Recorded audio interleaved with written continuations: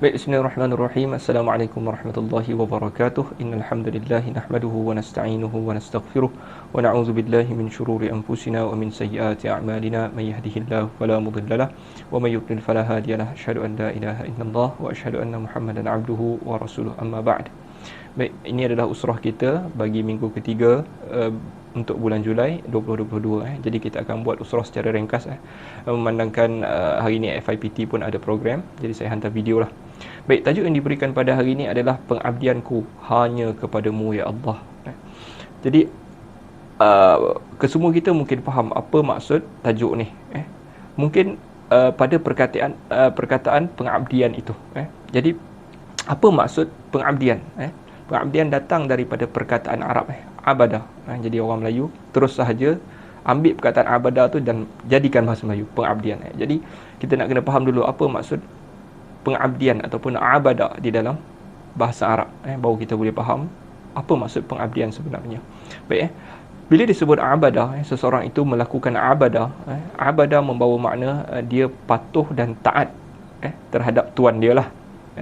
Jadi seseorang yang patuh dan taat, dia tak boleh lawan cakap tuannya, dan dalam masa yang sama dia dengar cakap tuan dia lah. Itu meaning yang pertama. Yang kedua, abadah juga membawa makna menyerah diri dia.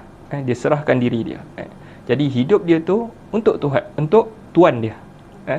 Jadi tak bolehlah kalau seseorang yang melakukan abadah ini, dia bila tuan dia kata pergi sana, jadi dia pun kata, tak boleh lah, saya ada hal lain, saya nak pergi klinik hantar anak ke, saya ada meeting lah. Jadi abadah tidak seperti itu. Jadi dia menyerahkan diri dia, hidup dia tu 24 jam satu hari semuanya untuk Tuhan dia, untuk tuan dia. Abadah, kita nak faham konsep abadah dulu. Baik, yang seterusnya adalah dia merendahkan diri. Dia rendahkan diri dia kepada tuan dia. Jadi dia tak membesar diri. Orang yang melakukan abadah, dia tak boleh kata aku boleh buatlah semua benda. Tak. Dia sentiasa akan balik kepada tuan dia. Dia akan cakap, tuan, saya tak boleh buat yang ni. Tuan boleh tolong saya tak? Itu maksud yang seterusnya, iaitu merendah diri.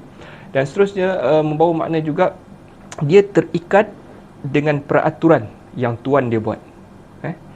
Okey, jadi bila tuan dia kata buat yang ni dan jangan buat yang ni, jadi dia takkan langgar peraturan lah.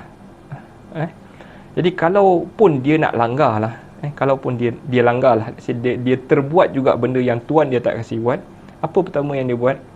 Dia akan minta maaf dengan tuan dia, dan janji tak akan buat lagi. Okey, yang seterusnya, kalau dia ni memang akan buat, dia buat minta maaf, kan. Tapi ada satu benda yang dia tak akan buat, iaitu dia tidak akan buat benda itu secara terang-terangan. Yang ni dipanggil golongan mujahir. Dah lah buat salah, lepas tu dia pula tayang dekat orang ataupun promote benda tu dekat orang dan tak rasa malu. Yang tu dipanggil mujahir. Maknanya orang yang tidak akan diampunkan oleh Allah Azza wa Jalla. Dalam hadis yang Nabi SAW sebut, kullu ummati mu'afa illa al-mujahir. Setiap umat aku itu diampunkan, dimaafkan, illa al-mujahir, kecuali golongan-golongan mujahir. Yang mana buat dosa, buat benda yang tak baik, buat benda yang menyalahi norma-norma manusia, kan. Contohnya buka baju di atas pentas, kan. Mungkin tuan-tuan tahu ataupun perempuan tahulah, kan, isu yang tanggal baju dekat pentas dan tak rasa malu, dan rasa bangga pula. Yang tu mujahir. Okey, hamba tak buat.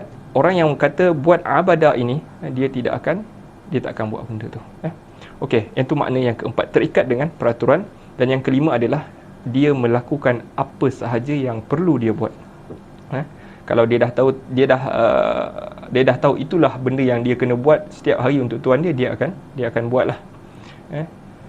Jadi dia takkan tinggal lah. Kalau dia tertinggal macam mana? Dia ganti lah. Ataupun kita panggil qada dalam bahasa Arab. Dia patut buat tapi dia tak buat, so dia kena buat apa? Dia kena ganti lah. Kena ganti. Okey, itu adalah antara 5 maksud abadah. Saya ulang balik, patuh dan taat, serah diri, rendah diri, terikat dengan peraturan dan buat apa yang patut dia buat. 5 benda. Okey. So, seterusnya kita nak pergi kepada tajuk tu balik. Tajuk ni sebenarnya diambil daripada suratul Fatihah. Mana ayat dia? Agak-agak. Iyyaka na'budu wa iyyaka nasta'in. Iyyaka na'budu. Hanya kepada engkau kami mengabdikan diri. Na'bud, kami abdikan. Wa iyyaka, dan hanya kepada engkau nasta'in, kami mohon bantuan. Okay. Jadi dalam bahasa Arab ni juga maknanya ayat itu boleh difahami kalau kita kata na'buduka, cukup lah. Tak payahlah iyyaka na'budu, dua perkataan. Kita kata na'buduka, kami sembah engkau atau kami abdikan kepada engkau, cukup. Tetapi kenapa dibuat struktur ayat macam tu, mendahulukan kepada engkau kami sembah ataupun kami abdikan diri. Okey, antara tujuan mendahulukan maf'ul dia panggil orang yang orang apa ni, maf'ul tu di depankan.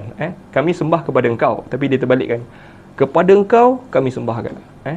Okey, dalam bahasa Arab ia membawa makna ikhtisas, al-hasar dan juga ikhtisas. Maknanya khas, benda ni kami tak akan buat kepada orang lain melainkan engkau. Jadi itulah maksud dia. Hanya kepada engkau kami menyerah diri.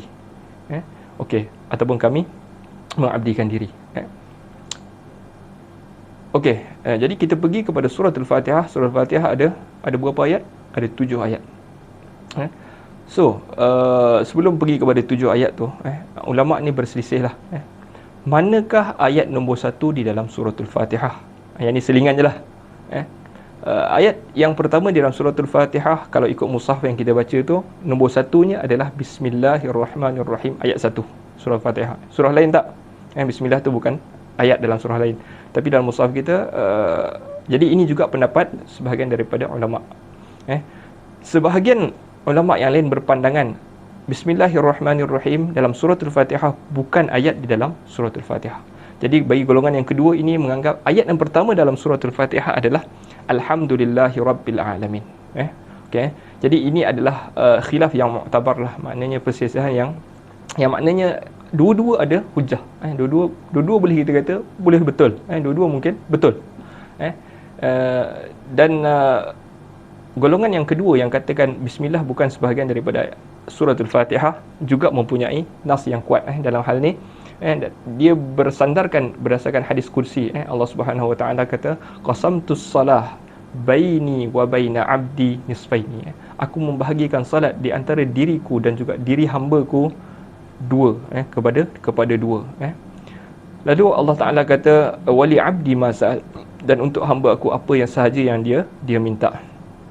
Fa idza qala al-abd, apabila hamba itu berkata alhamdulillahirabbil alamin, lalu Allah Ta'ala kata hamadani abdi, hamba aku puji aku. Jadi Allah Ta'ala tak sebutlah, dia sebut Bismillahirrahmanirrahim dulu. Jadi ini menunjukkan seolah-olah memberi gambaran surah Al-Fatihah bermula dengan Alhamdulillahirabbil alamin. Jadi mungkin ini khilaf yang mungkin tuan-tuan biasa dengar jugalah kan. Mungkin yang dah pergi umrah, dah pergi haji, mungkin dah pernah dengar di Masjidil Haram contohnya, mereka tak baca Bismillahirrahmanirrahim. Dia orang tu baca Alhamdulillahirabbil alamin. Itu kau baca alhamdulillah kan. Dia baca tak bismillah? Dia baca sebenarnya. Dia baca, cuma dia sir, dia perlahankan. Bismillahirrahmanirrahim. Alhamdulillahirabbil alamin. Yang macam tu. Jadi kerana antara punca mereka buat macam tu maknanya mereka juga berpandangan bismillah bukan sebahagian daripada suratul Fatihah. Alright, tapi tak apa. Kita di Malaysia menganggap bismillah sebahagian daripada suratul Fatihah. Jadi yang ni bukan Malaysia sahajalah, ramai juga yang pegang qaul ni. Mana-mana yang berpegang kepada negeri-negeri yang pegang kepada mazhab Imam Syafi'i juga memegang qaul bismillah sebahagian daripada suratul Fatihah. Okey, ala kulli hal. Okey. Suratul Fatihah clear, yang jelasnya suratul Fatihah ada 7 ayat. Yang ni tidak ada perselisihan, 7 ayat. Yang cumanya golongan yang kata bismillah ayat pertama, dan golongan yang kata alhamdulillahirabbil alamin ayat pertama. Jadi mereka akan berselisih pada ayat ketujuh lah. Mana satu ayat yang ketujuh? Ayat yang ketujuh bagi golongan yang kata bismillahirrahmanirrahim ayat dalam surah Al-Fatihah, mereka kata ayat yang ketujuh adalah ihdinas siratal mustaqim. Ayat yang ketujuh adalah siratal ladzina an'amta alaihim ghairil maghdubi alaihim waladdallin amin. Jadi itu ayat yang ketujuh, siratal ladzina an'amta alaihim. Okey, bagi golongan yang kata alhamdulillah ayat yang pertama, mereka akan kata bagi golongan kedua yang kata alhamdulillah adalah ayat yang pertama, siratal ladzina an'amta alaihim ayat ke-6 berhenti, ghairil maghdubi alaihim waladdallin ayat yang ke-7. Jadi sebahagian orang kadang-kadang dia rasa sensitif sangat, dia nak pegang qaul yang pertama ni tadi, iaitu bismillah sebahagian daripada ayat, sampai dia tak bagi orang berhenti kat siratal ladzina an'amta alaihim. Dia kata jangan berhenti, sambung ghairil maghdubi. Jadi ini pendapat yang ekstrim lah. Dia nak sokong pendapat sampai nak tolak pendapat yang kedua. Sedangkan siratal ladzina an'amta alaihim juga boleh berhenti, sebab ia adalah salah satu mungkin ayat berhenti bagi orang yang pegang qaul alhamdulillahirabbil alamin ayat yang pertama. Ini panjanglah pasal ni. Okey. Yang kita nak cerita dia adalah suratul Fatihah ada 7 ayat. Jadi 7 ayat ini dia ada 3 bahagian. 3 bahagian. Okey. Bahagian yang pertama berkenaan dengan Tuhan. Bahagian yang kedua berkenaan Tuhan dan juga hamba, dan bahagian yang ketiga berkenaan dengan hamba. 3 bahagian. Cantiknya surah Fatihah ini dibagi dalam 3 bahagian. Okey, apa bahagian pertama? 3 ayat pertama itu adalah bahagian pertama. Alhamdulillahirabbil alamin. Katakanlah kita ambil pendapat yang kedua. Alhamdulillah ayat pertama. Alhamdulillahirabbil alamin untuk Tuhan. Ar-Rahmanir-Rahim untuk Tuhan. Maliki yaumiddin juga untuk Tuhan. Alhamdulillahirabbil alamin, segala puji dan syukur kepada Tuhan sekalian alam, untuk Allah Tuhan sekalian alam. Ar-Rahmanir Rahim, Ar-Rahmanir Rahim maksud dia seorang Tuhan yang sangat ambil berat dan sayang. Ar-Rahman Ar-Rahim datang daripada perkataan yang sama, iaitu Rahim, tapi ada sedikit perbezaan lah. Saya tak nak syarah lah, takut panjang. Ar-Rahmanir Rahim, tapi maksud dia sangat-sangat ambil berat, sangat-sangat sayang. Itu Ar-Rahmanir Rahim. Ar-Rahmanir Rahim. Dan yang ketiga Maliki yaumiddin, pemilik hari pembalasan. Sebahagian qiraat kata Maliki yaumiddin. Maliki yaumiddin means raja hari pembalasan. Okey. Jadi 3 ayat yang pertama ini berkenaan dengan Tuhan. Seterusnya ayat yang keempat adalah bahagian yang kedua, iaitu iyyaka na'bud wa iyyaka nasta'in. Kepada engkau kami sembah, kepada engkau kami mohon pertolongan. Okey, jadi ini adalah bahagian yang tengah-tengah di antara bahagian pertama Tuhan dan bahagian ketiga hamba. Jadi ini menunjukkan hamba ini dia sangat berkait rapat dengan Tuhan, kaitkan dirinya dan juga hambanya di atas benda ni, iaitu apabila hamba itu menyembah dia, hamba juga minta tolong kepada dia, barulah pertolongan dia sampai. Okay, jadi kalau kita amati balik ayat ini, ayat ni sebenarnya kepada engkau kami mengabdikan diri dan kepada engkau kami mohon pertolongan.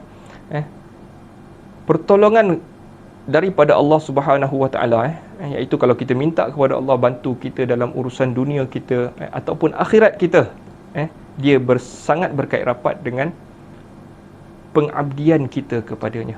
Kalau kita tak menjadi seorang hamba, abad, abdun juga membawa makna hamba, orang yang mengabdikan diri itu. Kalau kita tak benar-benar mengabdikan diri kita kepada Tuhan, maknanya pertolongan Tuhan juga tidak akan sampai kepada kita. Jadilah seorang yang mengabdikan diri, lalu pertolongan Tuhan akan sampai. Dalam hadis yang diriwayatkan Imam Muslim sebagai penutup, Nabi SAW cerita tentang seorang